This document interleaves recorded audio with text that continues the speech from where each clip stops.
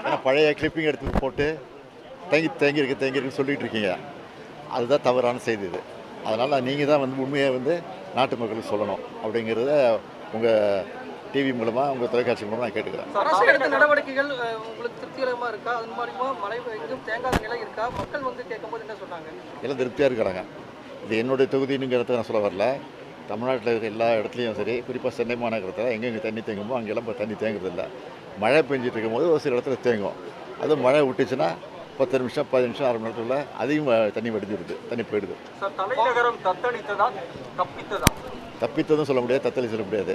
தலைநகரம் நிம்மதியாக இருக்குது. இந்த பெரியவங்க 4-5 பேர் உங்களை பார்த்து இப்போ சொன்னாங்க, முதல் முறையாக குளத்தூரில் தண்ணி தேங்கலைங்கிறத பார்த்தோம்னு சொல்லி உங்கள் கைகளை பிடிச்சி பேசினாங்க. என்ன காரணம்?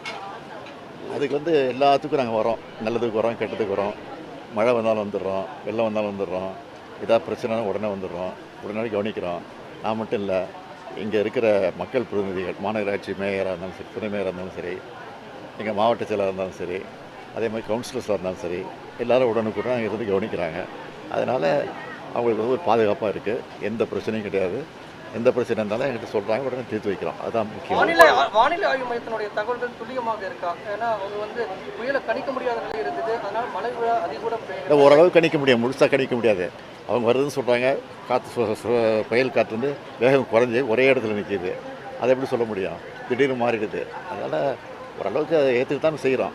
வானிலை அறிக்கை கொடுத்த அடிப்படையில் தான் நாங்கள் முன்னெச்சரிக்கை நடவடிக்கை எடுக்கிறோம். அதனால் அது தவறுன்னு சொல்ல முடியாது. ஒவ்வொரு ஆண்டுமே மழை வரும்போது ஒரு போருக்கு தயாராகிற மாதிரி ஒரு அரசு வந்து ஒரு முன்னெச்சரிக்கை நடவடிக்கைகள் எடுக்க வேண்டிய ஒரு சூழல். இந்த நிலை நிரந்தர தீர்வு எப்போ ஏற்படும்? நிரந்தர தீர்வு ஓரளவுக்கு நிரந்தர தீர்வு ஏற்பட்டிருக்கு. இருந்தாலும் அதையும் மீறி சில நேரத்தில் அதிகமாக மழை வரும்போது அதுக்காக தான் இந்த நடவடிக்கை நாங்கள் எடுக்க வேண்டியது, தவிர மற்றபடி வேறு ஒன்றும் இல்லை. திண்டிவனம் விழுப்புரத்தில் அதிக மழை பெய்திருக்கு. அங்கே வந்து என்ன மாதிரி முன்னெச்சரிக்கை நடவடிக்கைகள் கைவிட்டிருக்கு? தொடர் நடவடிக்கை நாங்கள் எதிர்பார்க்கல. விழுப்புரத்துலேயும் திண்டிவனம், மயிலம், மரக்காணம் அந்த பகுதியெலாம் அதிகமாக மழை பெஞ்சிருக்கு. கிட்டத்தட்ட 60 சென்டிமீட்டர் வரையும் மழை பெஞ்சிருக்கு சொல்கிறாங்க. அதுக்காக தான் உடனடியாக துணை முதலமைச்சர் வந்து அங்கே போயிட்டுருக்காரு. ஏற்கனவே வந்து பொன்முடி அங்கே இருந்து அந்த மாவட்டத்துடைய அமைச்சராக இருக்கிறதுனால அவர் அந்த பணியை கவனிச்சிட்டு இருக்கிறாரு. இன்னும் பல பணிகளை செய்ய வேணுங்கிறதுக்காக மின்சாரம் வந்து அங்கே பல 2-3 நாட்களாக தடைப்பட்டு போயிருக்கு. ஆனால் மின்துறை அமைச்சர் அனுப்பிச்சி வச்சுருக்கிறேன். அப்புறம் போக்குவரத்துறை அமைச்சர் அங்கே போயிருக்கிறாரு. முக்கியமான அதிகாரிகள், சீனியர்ஸ் அதிகாரிகள், இப்போ பேடி இருக்கார்ல, அவரை மாதிரி அங்கே ஏற்கனவே இருந்து கலெக்டராக இருந்த கடலூரில் கலெக்டராக இருந்தவர். அதனால் அவரையும் அனுப்பிச்சி வச்சுருக்கிறோம். அது மட்டும் இல்லை, பல அதிகாரிகளும் அங்கே போயிருக்கிறாங்க. அங்கே இருந்து அந்த பணிகளை இருந்து முடிச்சுட்டு வர சொல்லி. இவ்வளவு பணிகள் நடந்தும் கூட எதிர்க்கட்சி தலைவர் குற்றச்சாட்டு வைக்கிறாரு. அவருக்கு வந்து குற்றச்சாட்டு வைக்கிறதே வேலையாக போச்சு. அதை பற்றி நாங்கள் கவலைப்படலாம். பல தடவை சொல்லிட்டேன். எங்கள் வேலை நாங்கள் செஞ்சுட்ருக்கோம். எங்களை பொறுத்த வரைக்கும் ஏதோ ஓட்டு போட்டவங்களும் மட்டும் இல்லை, ஓட்டு போடாதவங்களும் சேர்த்து தான் பணியில் செஞ்சுட்ருக்கிறோம். அதுதான் எங்களுடைய குறிக்கோள், அதுதான் எங்களுடைய கொள்கை. அதுக்கெல்லாம் பதில் சொல்ல வேண்டிய அவசியமும் கிடையாது, தேவையும் இல்லை. பெரும்பாலான தண்ணி தேங்கலை, அதை நீங்கள் சொல்லணும். ஏன்னா பழைய கிளிப்பிங் எடுத்து போட்டு தேங்கியிருக்கு சொல்லிகிட்டு இருக்கீங்க. அதுதான் தவறான செய்தி இது. அதனால் நீங்கள் தான் வந்து உண்மையை வந்து நாட்டு மக்களுக்கு சொல்லணும் அப்படிங்கிறத உங்கள் டிவி மூலமாக உங்கள் தொலைக்காட்சி மூலமாக நான் கேட்டுக்கிறேன். அரசு எடுத்த நடவடிக்கைகள் உங்களுக்கு திருப்திகரமாக இருக்கா? அது மூலிமா மழை எங்கும் தேங்காத நிலை இருக்கா? மக்கள் வந்து கேட்கும்போது என்ன சொன்னாங்க? எல்லாம் திருப்தியாக இருக்கிறாங்க. இது என்னுடைய தொகுதினுங்கிறத நான் சொல்ல வரல. தமிழ்நாட்டில் இருக்க எல்லா இடத்துலையும் சரி, குறிப்பாக சென்னை மாநகரத்தில் எங்கெங்கே தண்ணி தேங்குமோ அங்கெல்லாம் இப்போ தண்ணி தேங்குறதில்ல. மழை பெஞ்சிட்டு இருக்கும்போது ஒரு சில இடத்துல தேங்கும். அதுவும் மழை விட்டுச்சுன்னா 10 நிமிஷம் 15 நிமிஷம் அரை மணி நேரத்துக்குள்ள அதிகம் தண்ணி வடிஞ்சிருது, தண்ணி போயிடுது. சார், தலைநகரம் தத்தளித்ததா தப்பித்ததா? தப்பித்ததும் சொல்ல முடியாது, தத்தளி சொல்ல முடியாது. தலைநகரம் நிம்மதியாக இருக்குது. பெரும்பாலான நீங்கள் சொல்லணும். ஏன்னா பழைய கிளிப்பிங் எடுத்து போட்டு தேங்கியிருக்கு சொல்லிகிட்டு இருக்கீங்க. அதுதான் தவறான செய்தி இது. அதனால் நீங்கள் தான் வந்து உண்மையை வந்து நாட்டு மக்களுக்கு சொல்லணும் அப்படிங்கிறத உங்கள் டிவி மூலமாக உங்கள் தொலைக்காட்சி மூலமாக நான் கேட்டுக்கிறேன். அரசு எடுத்த நடவடிக்கைகள் உங்களுக்கு திருப்திகரமாக இருக்கா? அது மூலிமா மழை எங்கும் தேங்காத நிலை இருக்கா? மக்கள் வந்து கேட்கும்போது என்ன சொன்னாங்க? எல்லாம் திருப்தியாக இருக்கிறாங்க. இது என்னுடைய தொகுதினுங்கிறத நான் சொல்ல வரல. தமிழ்நாட்டில் இருக்க எல்லா இடத்துலையும் சரி, குறிப்பாக சென்னை மாநகரத்தில் எங்கெங்கே தண்ணி தேங்குமோ அங்கெல்லாம் இப்போ தண்ணி தேங்குறதில்ல. மழை பெஞ்சிட்டு இருக்கும்போது ஒரு சில இடத்துல தேங்கும். அதுவும் மழை விட்டுச்சுன்னா 10 நிமிஷம் 15 நிமிஷம் அரை மணி நேரத்துக்குள்ள அதிகம் தண்ணி வடிஞ்சிருது, தண்ணி போயிடுது. சார், தலைநகரம் தத்தளித்ததா தப்பித்ததா? தப்பித்ததும் சொல்ல முடியாது, தத்தளி சொல்ல முடியாது. தலைநகரம் நிம்மதியாக இருக்குது. இந்த பெரியவங்க 4-5 பேர் உங்களை பார்த்து இப்போ சொன்னாங்க, முதல் முறையாக குளத்தூரில் தண்ணி தேங்கலைங்கிறத பார்த்தோம்னு சொல்லி உங்கள் கைகளை பிடிச்சி பேசினாங்க. என்ன காரணம்? அதுக்கு வந்து எல்லாத்துக்கும் நாங்கள் வரோம். நல்லதுக்கு வரோம், கெட்டதுக்கு வரோம். மழை வந்தாலும் வந்துடுறோம், வெள்ளம் வந்தாலும் வந்துடுறோம், ஏதாவது பிரச்சனைனா உடனே வந்துடுறோம், உடனே கவனிக்கிறோம்.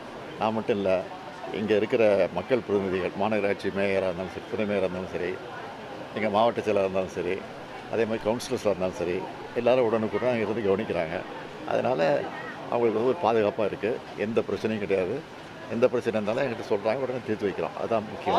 வானிலை ஆய்வு மையத்தினுடைய தகவல்கள் துல்லியமாக இருக்கா? ஏன்னா அவங்க வந்து புயலை கணிக்க முடியாத நிலை இருந்தது, அதனால் மழை விழா அதிகூட இல்லை, ஓரளவு கணிக்க முடியும், முழுசாக கணிக்க முடியாது.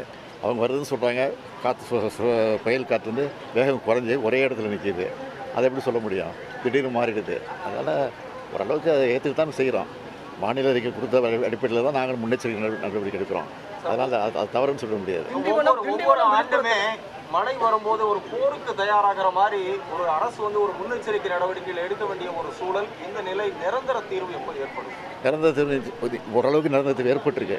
இருந்தாலும் அதையும் மீறி சில நேரத்தில் அதிகமாக மழை வரும்போது அதுக்காக தான் இந்த நடவடிக்கை நாங்கள் எடுக்க வேண்டியது, தவிர மற்றபடி வேறு ஒன்றும் இல்லை. திண்டிவனம் விழுப்புரத்தில் அதிக மழை பெய்திருக்கு. அங்கே வந்து என்ன மாதிரி முன்னெச்சரிக்கை நடவடிக்கைகள் கைவிட்டிருக்கு? தொடர் நடவடிக்கை நாங்கள் எதிர்பார்க்கல. விழுப்புரத்துலேயும் திண்டிவனம், மயிலம், மரக்காணம் அந்த பகுதியெலாம் அதிகமாக மழை பெஞ்சிருக்கு. கிட்டத்தட்ட 60 சென்டிமீட்டர் வரையும் மழை பெஞ்சிருக்குன்னு சொல்கிறாங்க. அதுக்காக தான் உடனடியாக துணை முதலமைச்சர் வந்து அங்கே போயிட்டுருக்காரு. ஏற்கனவே வந்து பொன்முடி அங்கே இருந்து அந்த மாவட்டத்துடைய அமைச்சராக இருக்கிறதுனால அவர் அந்த பணியை கவனிச்சிட்டு இருக்கிறாரு. இன்னும் பல பணிகளை செய்ய வேணுங்கிறதுக்காக மின்சாரம் வந்து அங்கே பல 2-3 நாட்களாக தடைப்பட்டு போயிருக்கு. ஆனால் மின்துறை அமைச்சர் அனுப்பிச்சி வச்சுருக்கிறேன். அப்புறம் போக்குவரத்துறை அமைச்சர் அங்கே போயிருக்கிறாரு. முக்கியமான அதிகாரிகள், சீனியர்ஸ் அதிகாரிகள், இப்போ பேடி இருக்கார்ல, அவரை மாதிரி அங்கே ஏற்கனவே இருந்து கலெக்டராக இருந்த கடலூரில் கலெக்டராக இருந்தவர். அதனால் அவரையும் அனுப்பிச்சி வச்சுருக்கிறோம். அது மட்டும் இல்லை, பல அதிகாரிகள் அங்கே போயிருக்கிறாங்க. அங்கே இருந்து அந்த பணிகளை இருந்து முடிச்சுட்டு வர சொல்லி. இவ்வளவு பணிகள் நடந்தும் கூட எதிர்க்கட்சி தலைவர் குற்றச்சாட்டு வைக்கிறாரு. அவருக்கு வந்து குற்றச்சாட்டு வைக்கிறதே வேலையாக போச்சு. அதை பற்றி நாங்கள் கவலைப்படலாம். பல தடவை சொல்லிட்டேன். எங்கள் வேலை நாங்கள் செஞ்சுட்ருக்கோம். எங்களை பொறுத்த வரைக்கும் ஏதோ ஓட்டு போட்டவங்களும் மட்டும் இல்லை, ஓட்டு போடாதவங்களும் சேர்த்து தான் பணியில் செஞ்சுட்டு இருக்கிறோம்.